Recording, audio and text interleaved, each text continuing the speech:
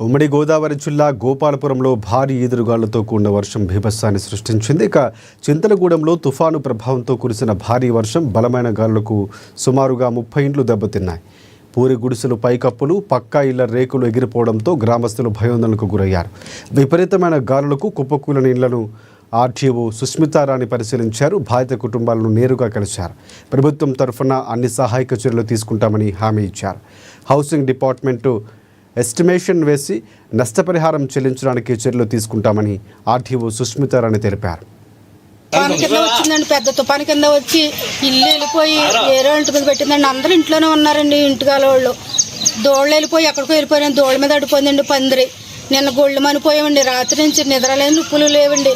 ఈ ఊరు పెద్దలు ప్రెసిడెంట్ గారు భోజనాలు వండుకొచ్చి రాత్రి తెచ్చి పెట్టారండి, మాకు అందరికీ పెట్టారండి.